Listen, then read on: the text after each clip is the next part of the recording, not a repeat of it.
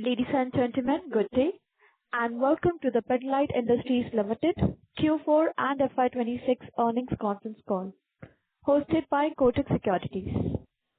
As a reminder, all participant lines will be in the listen-only mode, and there will be an opportunity for you to ask questions after the presentation concludes. Should you need assistance during this conference call, please signal an operator by pressing star then 0 on your touchtone phone. Please note that this conference is being recorded. I now hand the conference over to Mr. Jay Doshi from Kotak Securities. Thank you, and over to you, sir. Thanks, Swapnali. Good afternoon, everyone. On behalf of Kotak Institutional Equities, I welcome you all to Q4 FY26 earnings call of Pidilite. We have with us Mr. Sudhanshu Vats, Managing Director, Mr. Kavinder Singh, Joint Managing Director, Mr. Sandeep Batra, Executive Director Finance and CFO, Mr. Bhavesh Joshi, Senior VP Domestic Accounts and Taxation. I'll now hand over the call to Mr. Batra for opening remarks. Over to you, sir. Thank you, Jay, and good afternoon, everybody on the call. I take great pleasure in taking you through the Q4 and FY26 results, which were approved by our board at its meeting yesterday. A quick summary of the performance for the quarter. In the current quarter, our standalone revenue at 3,272 crores grew by 15.3% in value terms and was underpinned by an underlying volume growth of 15.3%. This compares to underlying volume growth of 9.8% that we had delivered till December and 9.3% UVG that we delivered in FY25. Both our consumer and bazaar and B2B businesses recorded strong UVG. Consumer and bazaar was 15.4% and B2B was 14.8%. I think the only line of business that saw some disruption was in exports, both for consumer, bazaar and B2B, where in the month of March, because of this conflict in Gulf, in West Asia, supply chains were disrupted and our export revenues got impacted. However, till February, the performance had been strong. Our gross margins also improved versus Q4 last year by 100 basis points and were kind of in line with the immediately preceding quarter. Our control on costs, where total costs, despite little bit of extra charge on account of wage code, all our costs below margin increased by only 9.2% compared to a sales growth of 15.3%. And you can see this operating leverage flowing back to the EBITDA. And EBITDA margin at 23.4% expanded by 280 bips versus same period last year. And for the quarter, EBITDA grew by 31.1%. PAT growth was slightly slower, largely because of timing differences regarding dividends that we get from our subsidiaries. In last year, in Q4, we had received some dividend, which in this current year either would have come in the previous quarter or will come subsequently. As well as there was a little bit of impact on our treasury income owing to rising bond yields, which caused some mark-to-market impact. However, the YTMs remain strong on all our investments.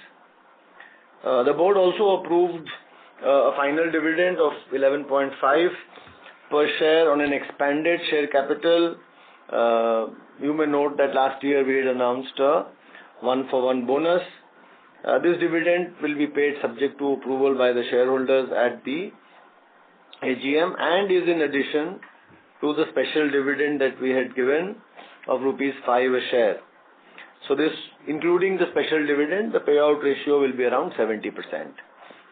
If I look at how our subsidiaries performed, the international subsidiaries in the quarter grew by 8% and domestic subsidiaries grew 5.3%.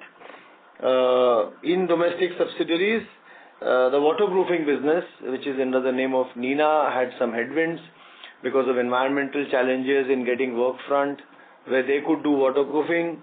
So the Nina waterproofing business would have declined by 16%, but the rest of the businesses, which are largely consumer and bazaar, recorded very strong growth and very strong profitability. Consequently, our total consolidated revenue grew by 14.1%. EBITDA margin expanded by 310 bps. All of it flows down to PAT, which grew by 36.6%.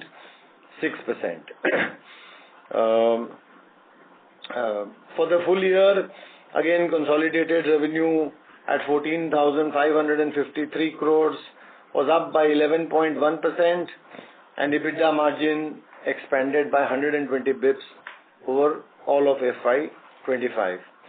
And PAT grew by 18%, 17.9%.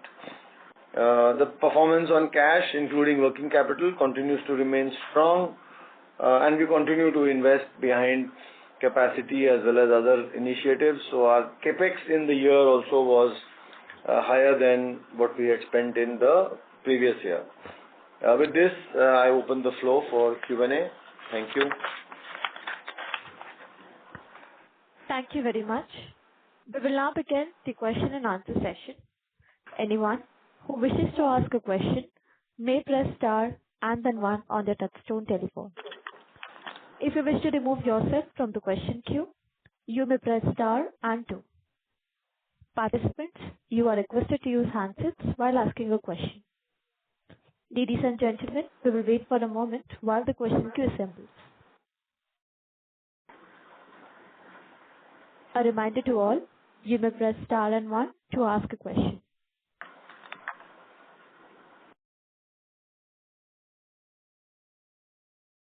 We will take the first question from the line of Abneesh Roy from Nuvama Institutional Equities. Please go ahead. Thank you, and congrats on very strong numbers. My first question is on the share swap that you have done with JSW One. Why transfer your BuildNext platform, BuildNext construction solution? And is this a financial investment in JSW One, given there is a plan for an IPO? And you do compete in paints, I think. So could there be some kind of a strategic tie-up in paints also? Is that possible?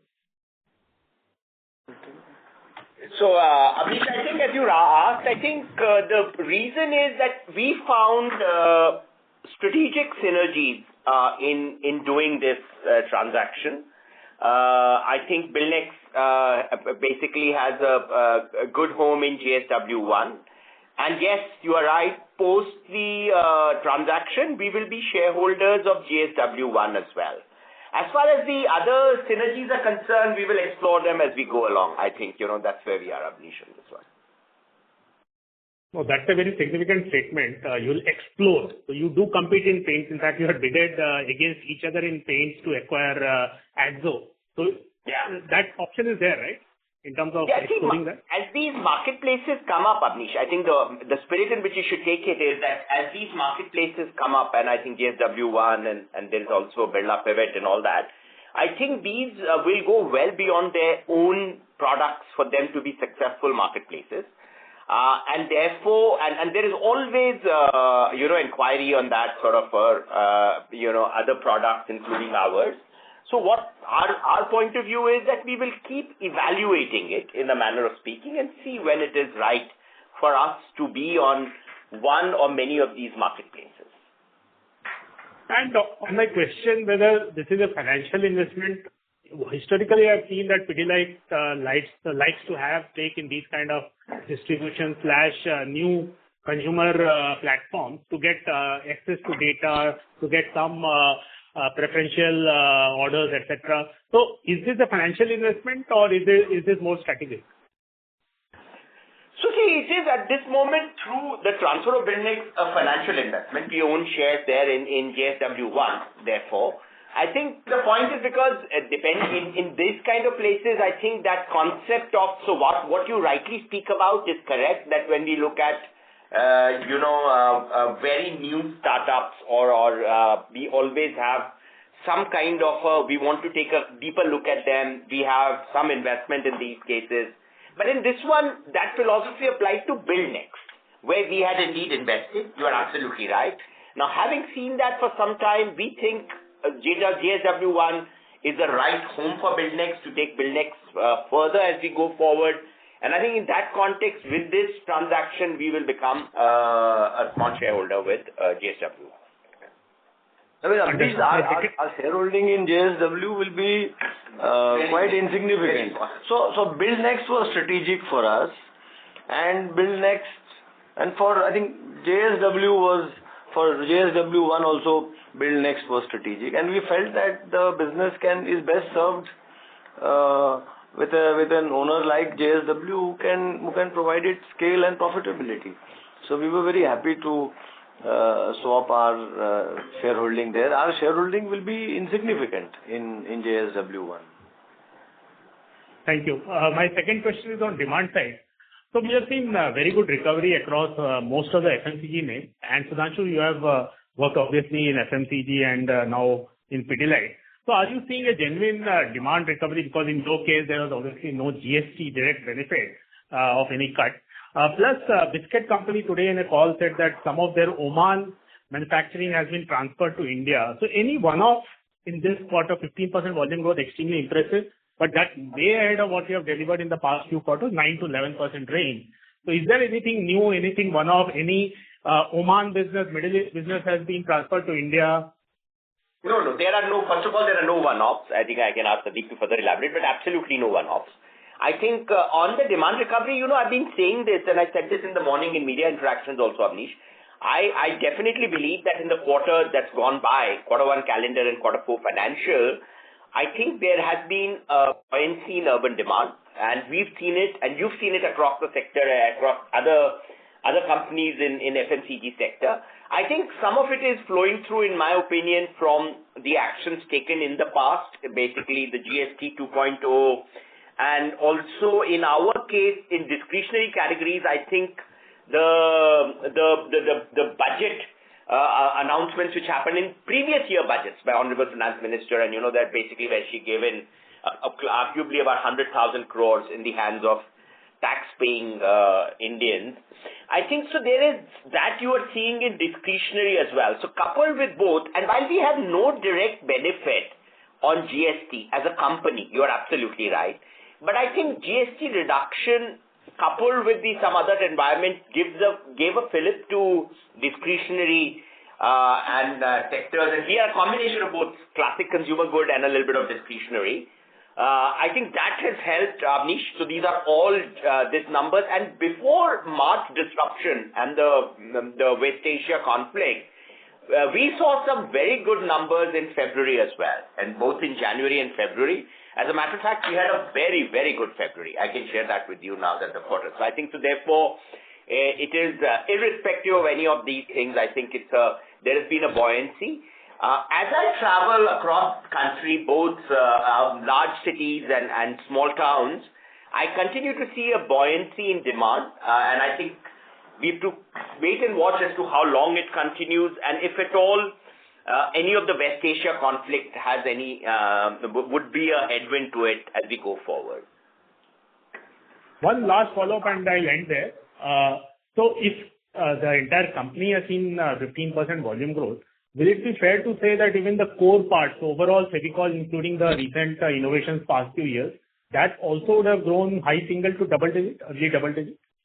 Absolutely. As a matter of fact, I think you've not been following. I've been saying this. So if you look at, if I was to I think maybe this question will come by many people. Let me just spend a minute on sort of talking about the quarter that went by, or the quarter we are talking about, quarter four. So I think we've delivered this 15.4% in CNB and overall 15.3%. I think if I was to look at it, our growth categories and growth brands, first of all, continued the momentum, but delivered at the higher end of the growth band we talk about. So that is Roff, Dr. Fix-It, both of them delivered really well, Avnish. But coupled with that, and that's we basically, our core businesses delivered well as well. especially Fevicol, delivered a double-digit growth in the quarter that went by. So you are absolutely right. And it's a combination of basically the portfolio in general firing quite uniformly in this case. And Sandeep was jokingly saying that all our batsmen played quite well. So I think that's the thing which has happened. So therefore, I think that is the case. But having said that, Avnish, if you look at it, we've been talking about this for some time. And I think as a company, we would like to continue to raise the growth as we go forward. And what I'm happy about is to here talk about the FY26 growth, UVG growth numbers, which is about 11.3. That has come in at about 120 bits higher than the previous year. So our desire and our planning is to therefore keep raising this systematically. And I think as we go forward, we will see that. The other thing which you see in EBITDA margins, which Sandeep talked about, which is basically we delivered about a 300 bips expansion in EBITDA margins. See, 100 of that is coming through gross margin, which is largely material benefit, which is flown through. But the balance is also coming through operating leverage. And that's an interesting point again. So the moment we lift our growth, I think our operating leverage kicks in better and sharper. So I think, so that's the piece. So that in some ways is the story of the quarter, and I think may be relevant to some of the other questions which come in later as well. Thank you. That's all from my side. Thank you. Thank you. A reminder to all the participants, you may press star and 1 to ask a question. We will take the next question from the line of Sonali Salgaonkar from Jefferies. Please go ahead. So thank you for the opportunity and congratulations on a great set of numbers. I have 3 questions. Firstly, on the Middle East supply chain disruption. As we are standing in May, what is the extent of supply chain disruption, mainly in VAM? We understand that there was a significant jump in your operating margin in Q4, probably because you had the earlier lower cost inventory. But right now, the data suggests that VAM prices have spiked and surged. So how do we foresee to navigate this situation? Sorry to interrupt in between, Sonali. Could you please repeat your question and use your handset mode? Yes. Is this better? Yeah. Yeah, slightly better. Yes. Thank you very much. Sorry for this. So my first question is regarding the Middle East disruption. The VAM prices have surged. So right now it has almost surged by 70% since the start of the conflict. So how do we foresee to navigate the situation right now? Yeah. Sonali, so therefore this, I think so when you look at West Asia conflict, as a management team and as a company, we have 3 key priorities. I think our first and foremost priority is the safety of our people there. We have an operation in Dubai. So I'm very happy to report that we are doing well on that count. So I think that's our top priority.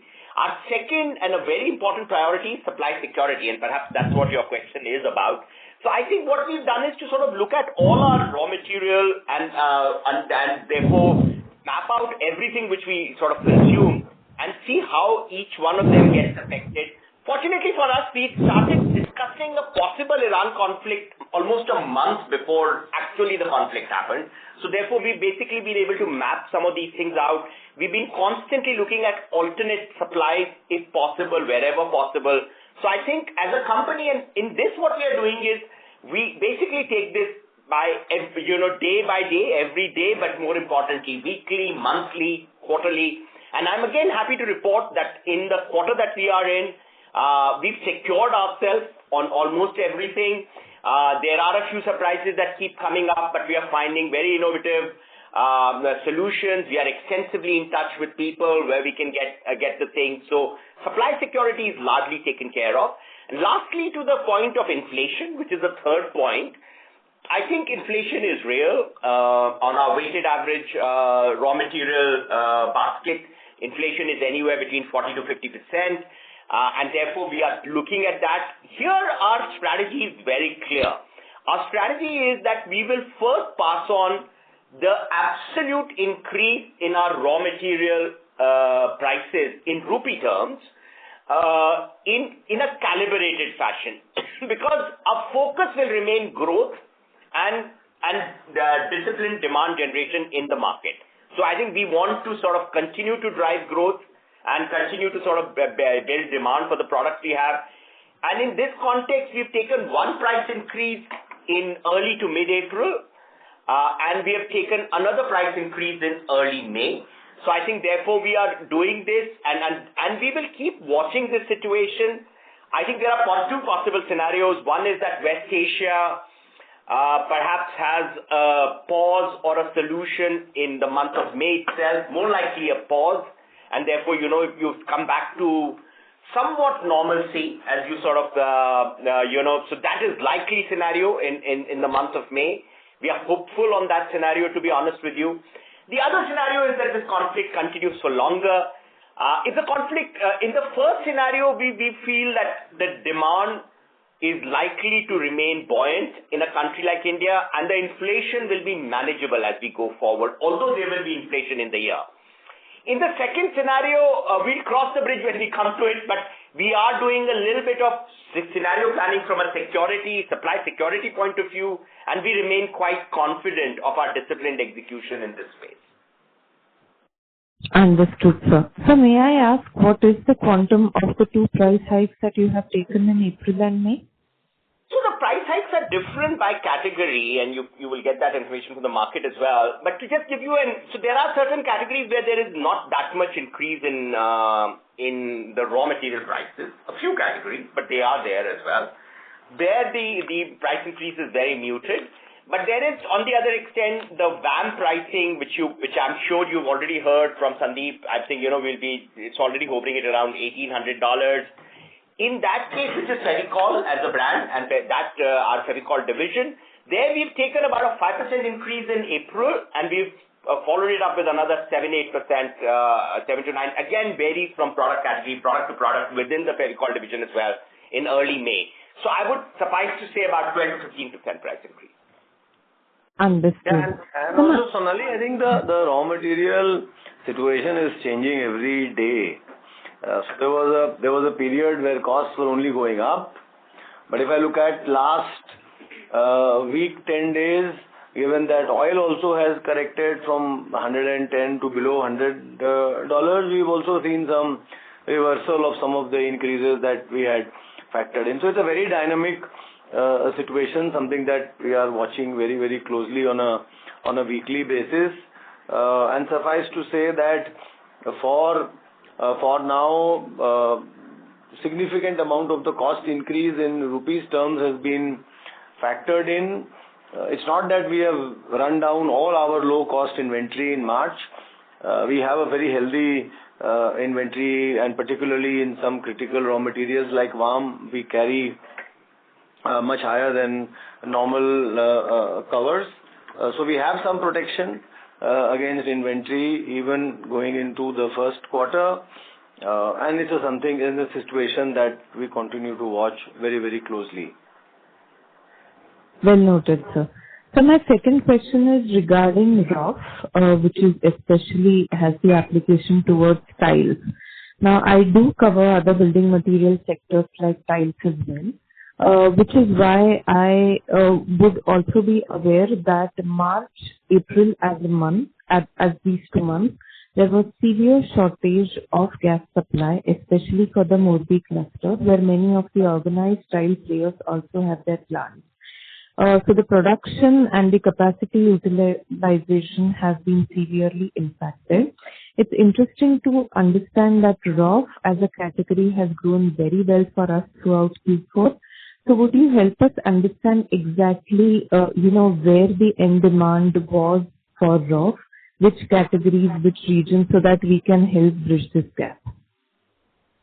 Yeah, Sonali. So first of all, let me comment, and I think, as I was saying earlier also, I keep traveling all over the country.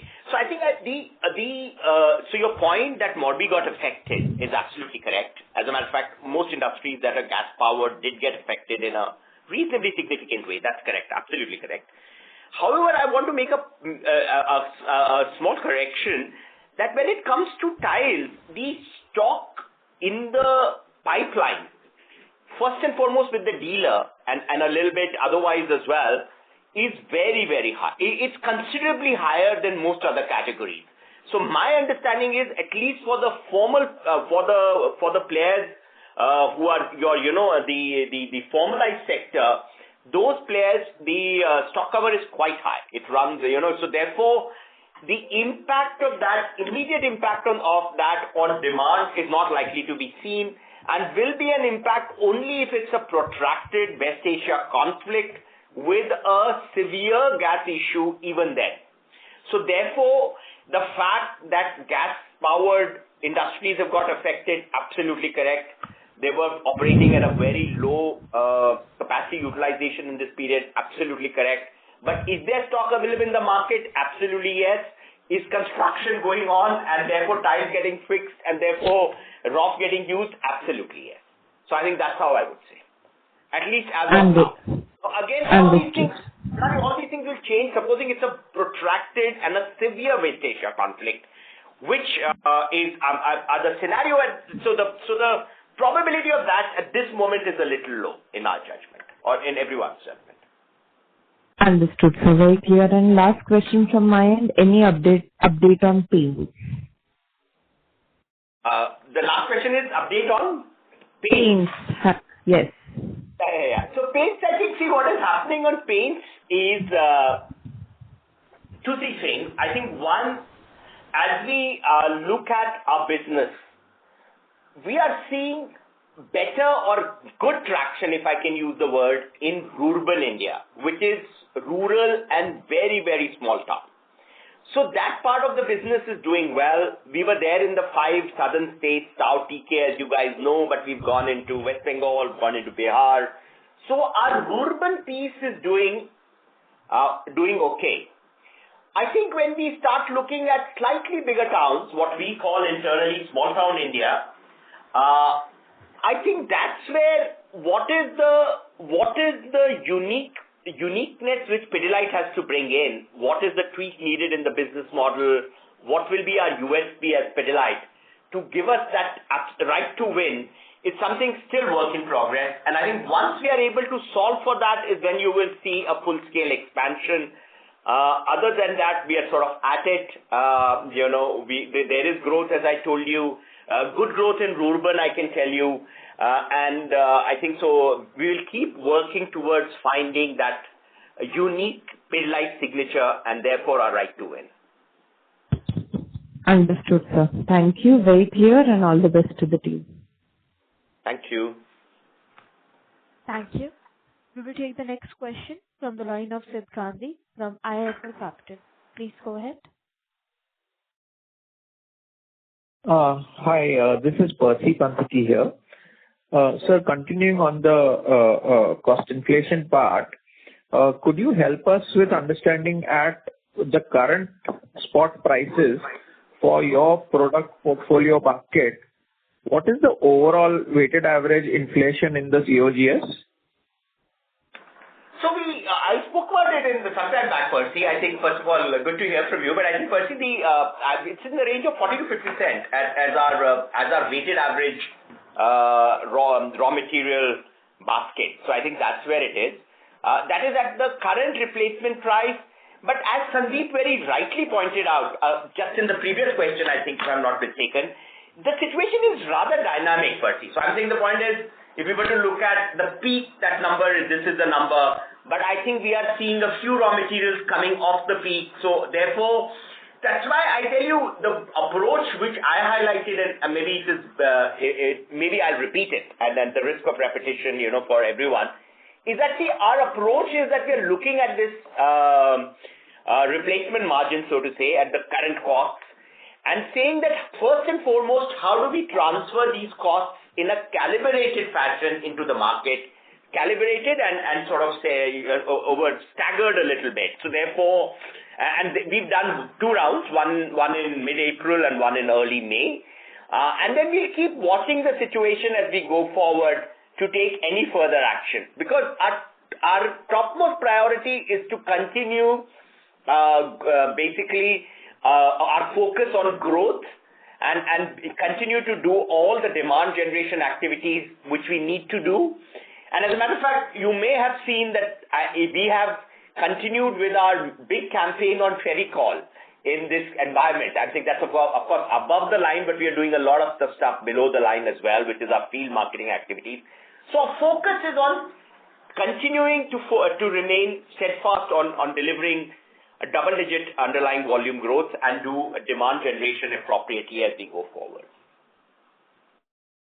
Just a clarification, this 40 to 50% was for the COGS of Fevicol or the company as a whole? Weighted average company, my dear. Okay, got it.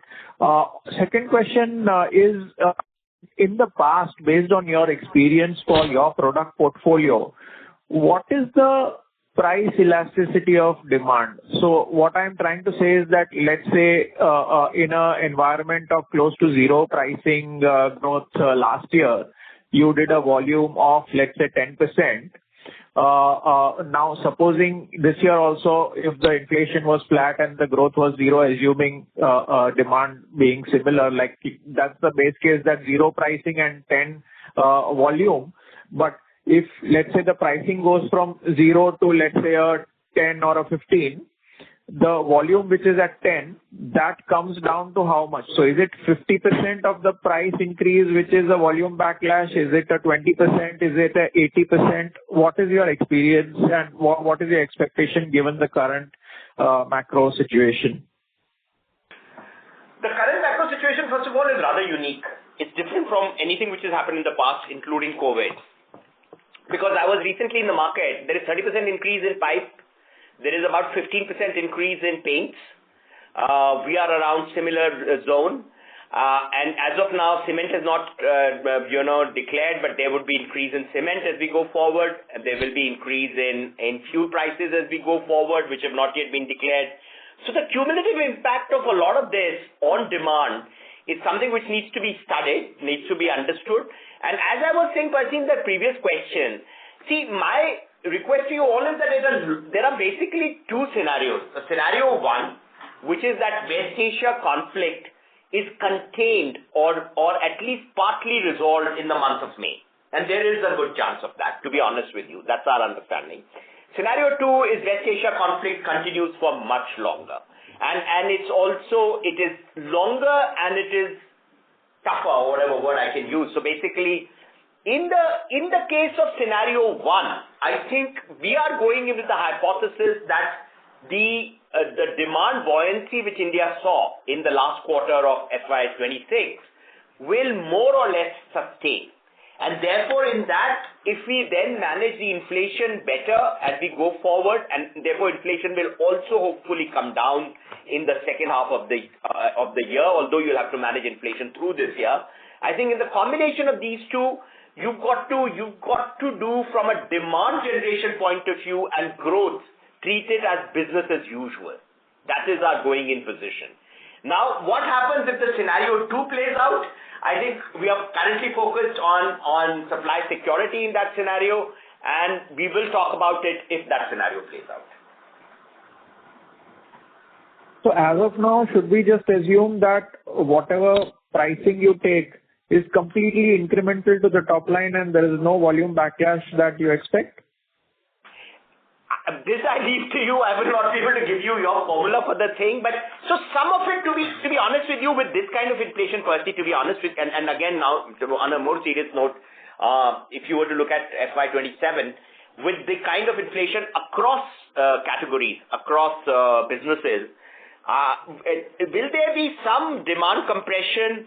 What will be the quantity of demand compression and when will it come is difficult to predict at the moment. I can tell you for the quarter, I can tell you for the period which we have seen. So what I have seen up to now, and we've been traveling quite extensively because of this dynamism in the situation, I can tell you as of now it seems rather intact. But with this kind of inflation, once it settles in fully, should there be any kind of demand contraction?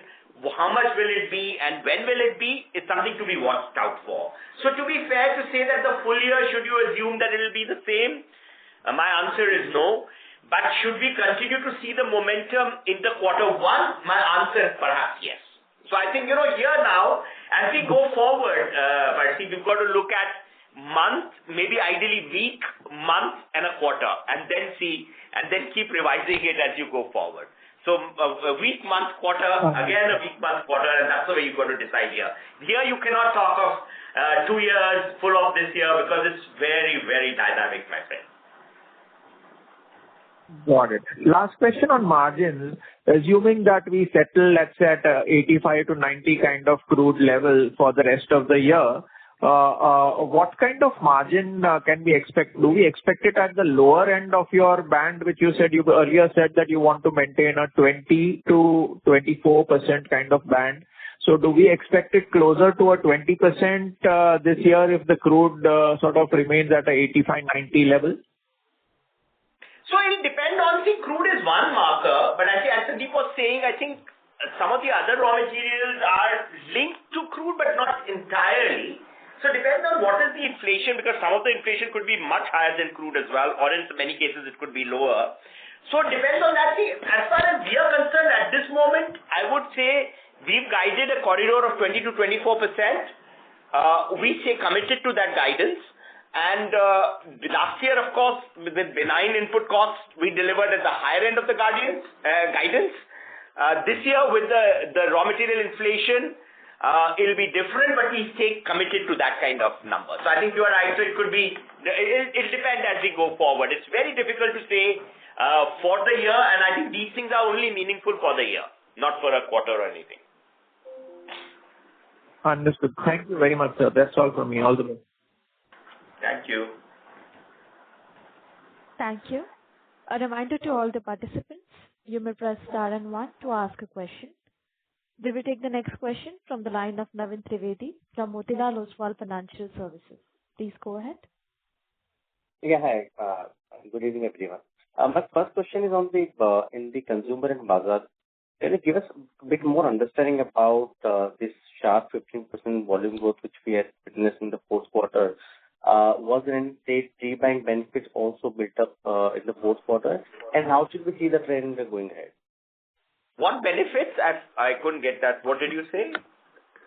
Some trade pre-buying benefits in anticipation of price hike we would have been seeing. Trade stock. Oh, trade stock. Oh, okay. I didn't sort of, yeah. No.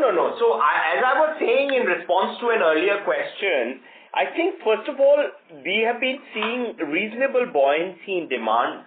And I can share with you that we had a very robust February. And I can also share with you that at Pidilite, we have continued with our philosophy of not loading in any form in the month of March. So we always have, and which is a well-tested old Pidilite practice, which is to sort of, towards the second half of March, contrary to what many other companies may do, we actually sort of, but we don't, not only not load, we go a little slow. And then we start fast in April. That is the pattern we follow, and that's been what we've been doing. This year has been very similar, I can tell you that. I think, is it 0.5% here and there? Some of that could have happened somewhere.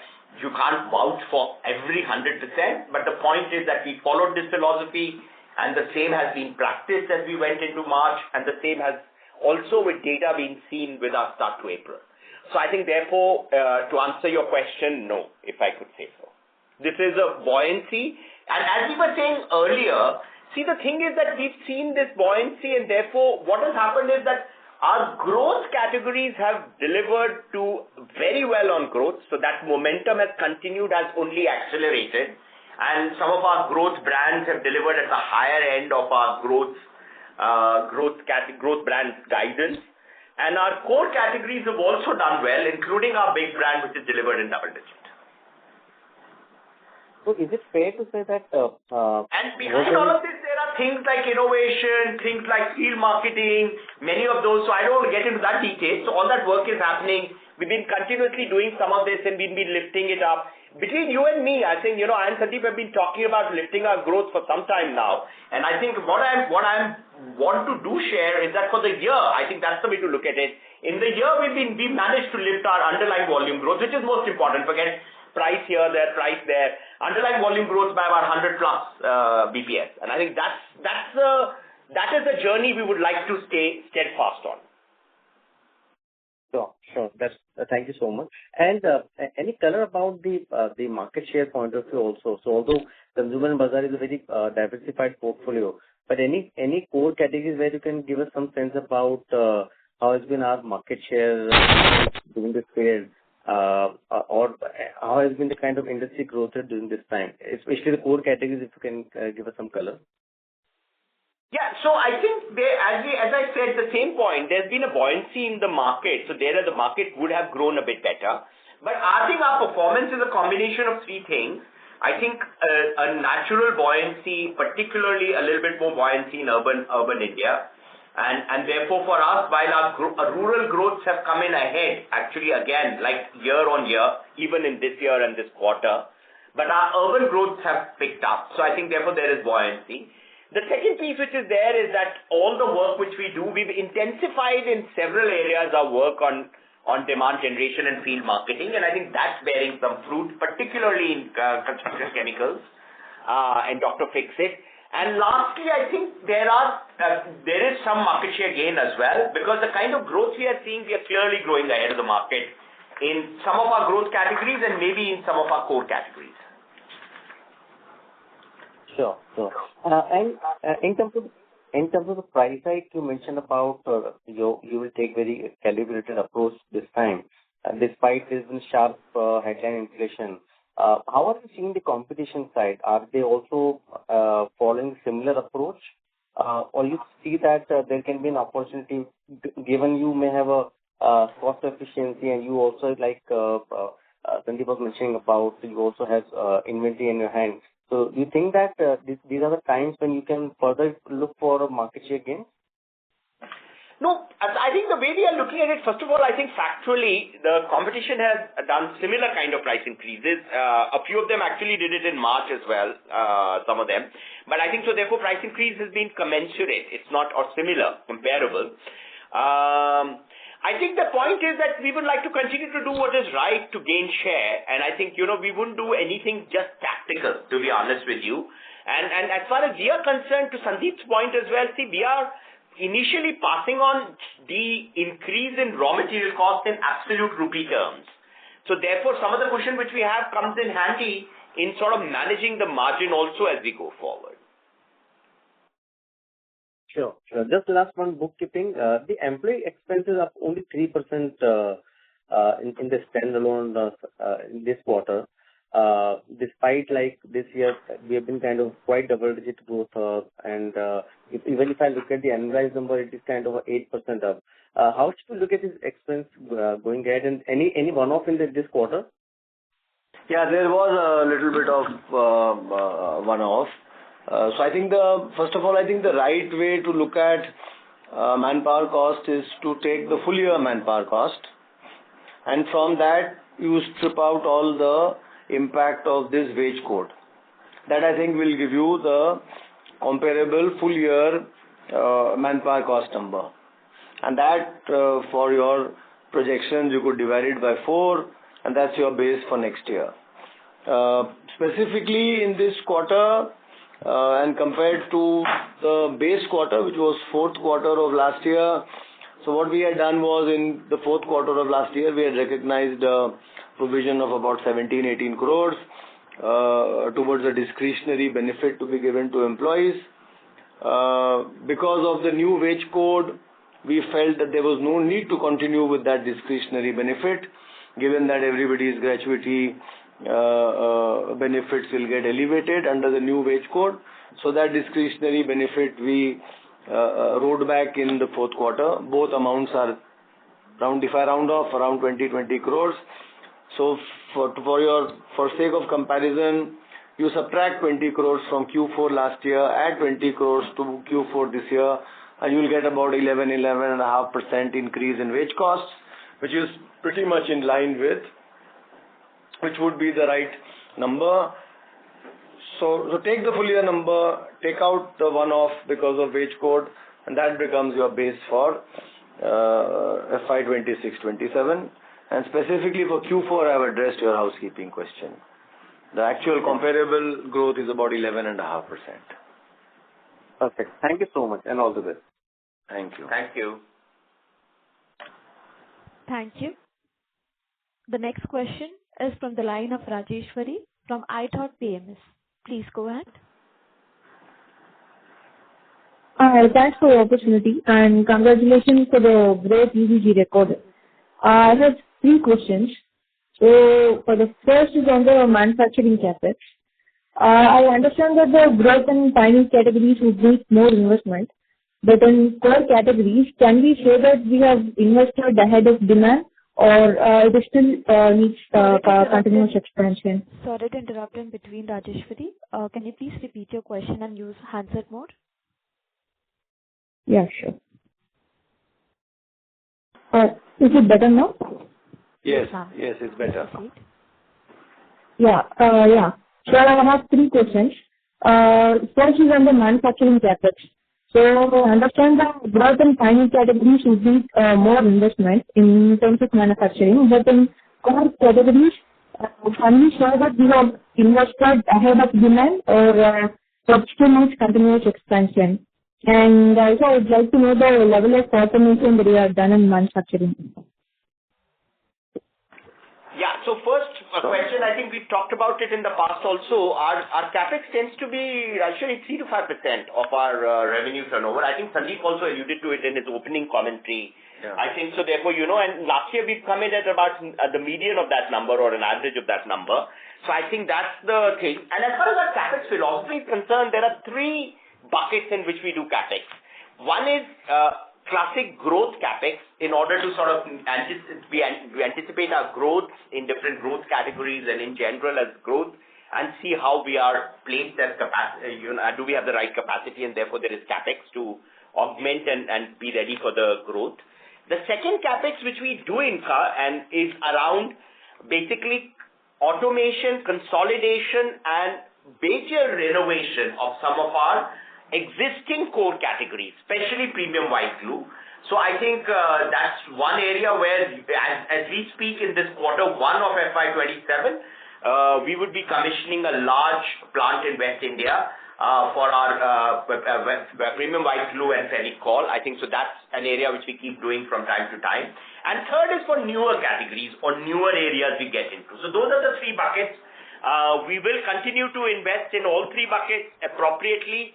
But suffice to say, the band is 3 to 5%, and I think we'll remain in that band. Sandeep, you want to? No, I think you've covered it. So capex is something that, as our capacity planning is something that we do very, very rigorously, because the last thing we want is not being able to put material on the shelf because we run out of capacity.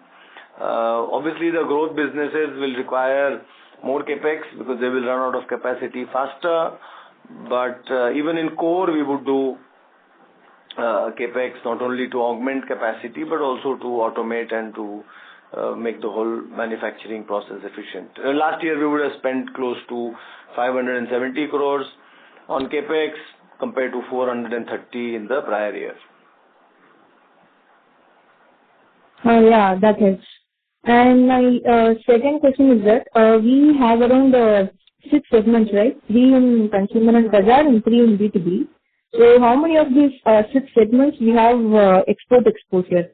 Like the B2B pigments and filtrations we are already exporting, but I want to understand about the rest of the segments and the geographical coverage.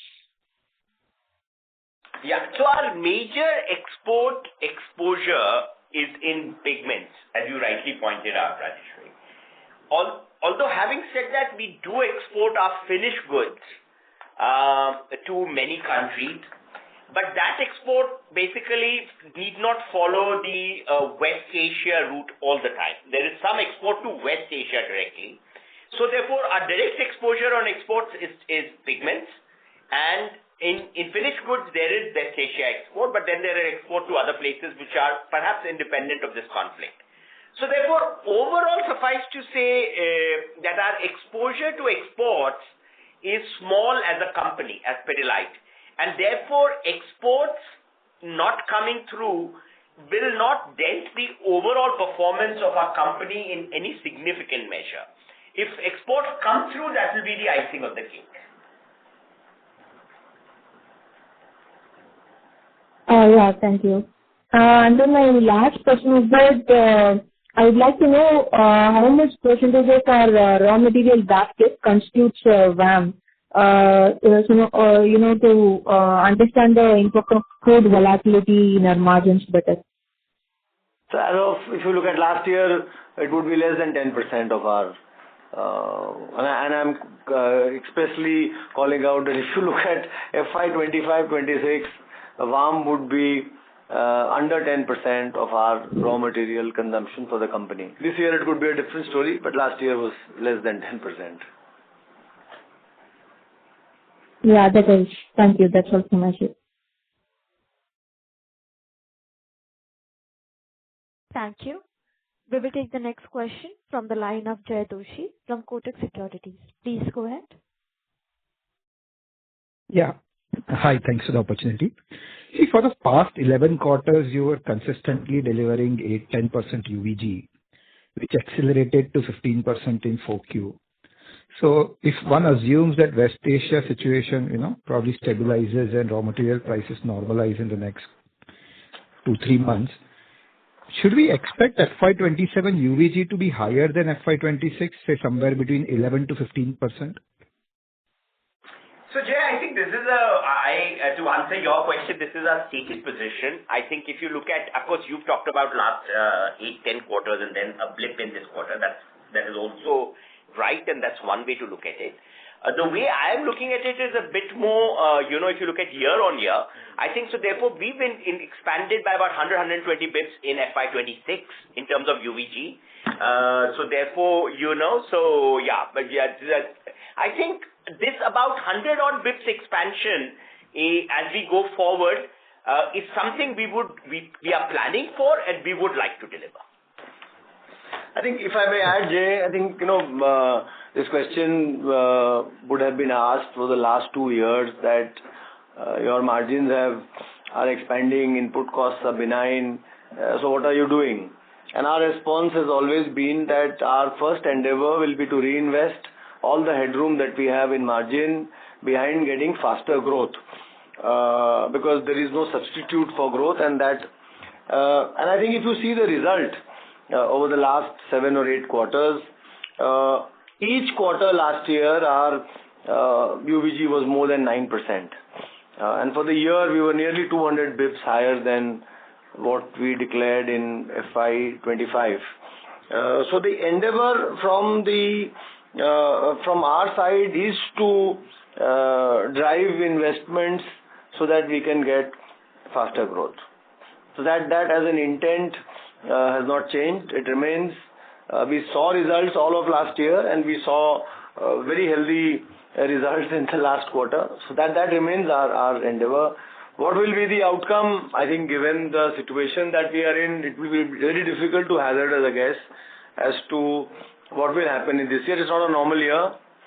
If it was a normal year, maybe yes, what you are saying would have been something that we could have agreed to. But this year is very unique and special. So no, I don't think we will hazard a guess as to what will be the UVG for this year. It's too early to say. Understood. One bookkeeping question. So UVG is basically volume and mix, right? Now, if Roff is growing much faster than the company and because it's a low value product, does it have is your tonnage growth even growing faster than UVG? Absolutely. We have talked about it many times. Absolutely. So what you call total volume growth is in order of magnitude different from our UVG. And that's a great question you asked, Jay. Most people treat our UVG as volume growth. This is not volume growth. This is turnover growth at constant price, and our total volume growth is order of magnitude different. Order of magnitude. It will be in multiples of that. Yeah, it is in multiples. Absolutely. Understood. A couple of more questions. One is, are you seeing unorganized player sort of struggle a little bit because of supply chain disruptions hurting them more than, a large organization like yours? And if so, then have you started seeing some market share gains in some categories where, your market share are still sort of, not as high as, let's say, 80-90% that you may have in Fevicol? So see, there are market share gains in tile adhesive, but that does not have that much of a unorganized play. The top 4-5 players pretty much account for 80 to 90%. I think your point is generally correct, Jay, which is that basically the unorganized sector struggles a little bit in this kind of volatility without doubt, and basically compared to more organized players and more I think very early at this moment to say to comment on this, but we are ready to we stay focused on securing supplies, making sure that we have goods available and servicing the demand. So therefore, to that extent, we are very well equipped, and if some of this gives us some additional gains in the market, then so be it. I think that's the piece which is there. But a lot of it is it's slightly early, I think, in my opinion. And I just want to correct you, Jay. We don't have 80-90% share in Fevicol. So I don't want to go that on record. I'll correct it. Okay. We have healthy shares. Maybe I'll ask you offline because you always. One final one. I think FY26 was a year where there was acceleration in waterproofing, and you had called out a couple of quarters back. 3-4 years prior to that, waterproofing was not growing as fast as what perhaps we would have liked. Does that momentum continue? And in that case, why is it that Nina Percept is still sort of having volatility from quarter to quarter, not being that great?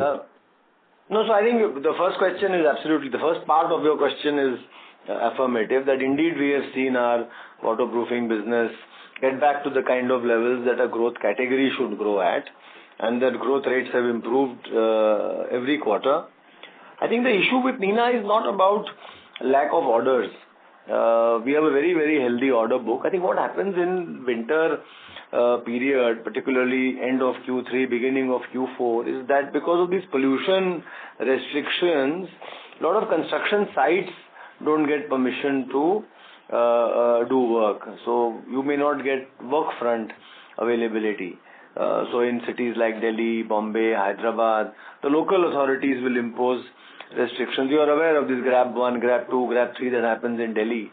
So a lot of activity gets curtailed, and that construction is one activity that gets impacted. It's not waterproofing that gets impacted, but overall, if that site is not allowed to do any work, they can't do waterproofing also. Not that, our processes are not creating dust, pollution or anything of that sort. But the overall site work comes to a bit of a halt. Yeah, that's a great point, Sandeep. And just to build on it, Jay, I think, so retail waterproofing, and therefore to Sandeep's point, and therefore you are seeing very good growth in Dr. Fix. It's a retail waterproofing and smaller jobs which are done at homes and all that continue, but all these construction jobs which Sandeep referred to, which is where Nina steps in. Nina steps in for more specific, apply and supply kind of jobs. So that's where it gets a little bit slightly seasonal. The order book is there. We'll deliver. So I think the fundamentals are all okay. I don't think there's anything to worry on that.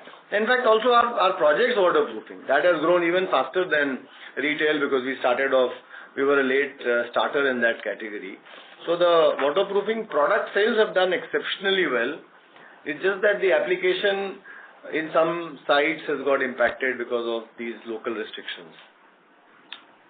Understood. Thank you so much and congratulations. Thank you. Thank you.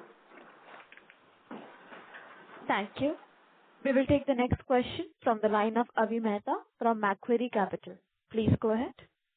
Yeah, hi team. Am I audible? Yes, you are. Yes. Yeah. So, just one question, conceptual. When we look at consumer staple companies, we do understand price hikes tend to be relatively favorable from a revenue growth perspective.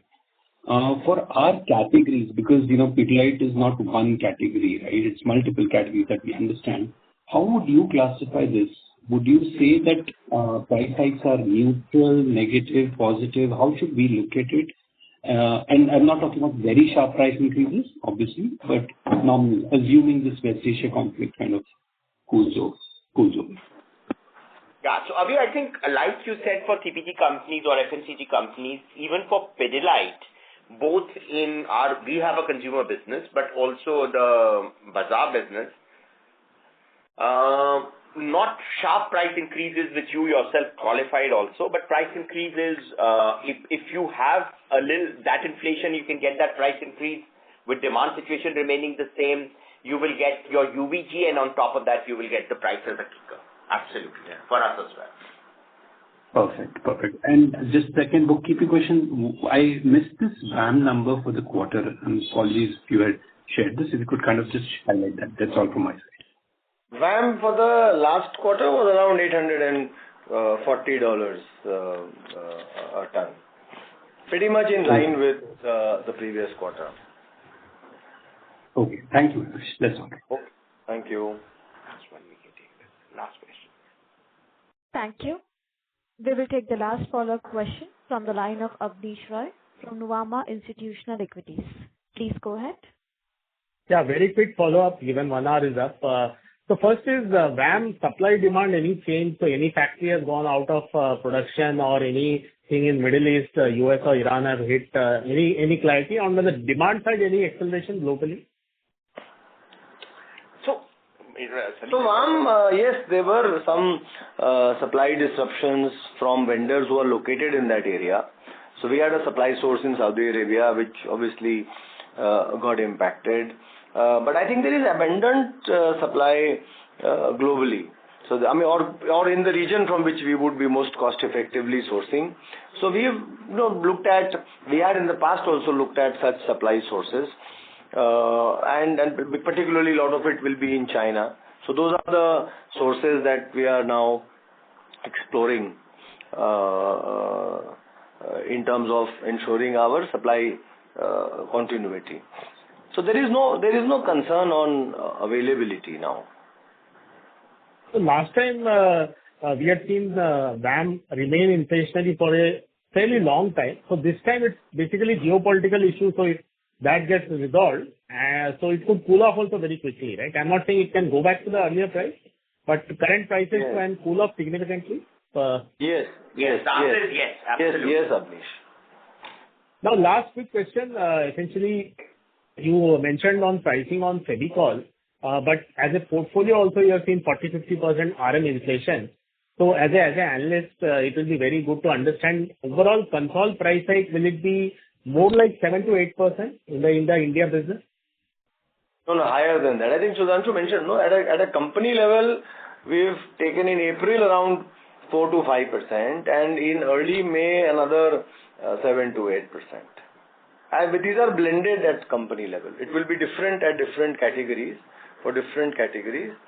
But at a blended company level, that's the quantum of pricing that has already gone in. Yeah. So to clarify, just a quick one to add to Sandeep's point. So while factually exactly correct, and that's what we have been saying, but you see, in our bazaar business, the situation is a bit dynamic. So now, therefore, for the year, and I want to be clear because I'm seeing all of you guys, so for the year, depending on how the raw material will behave, if supposing, as your first question, which you said, could it cool off quickly? If it indeed cools off quickly, it'll have to be passed back in some form.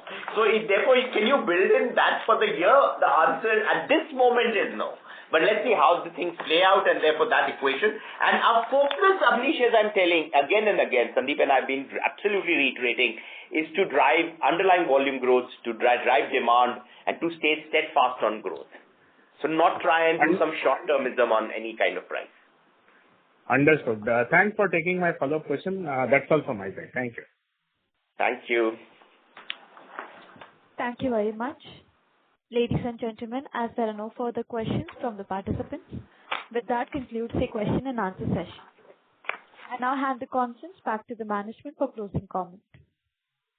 No further closing comments. Thank you everybody on the call for their continued interest in Pidilite, and we'll see you again after our Q1 results. Thank you. Bye. Thank you, members of the management.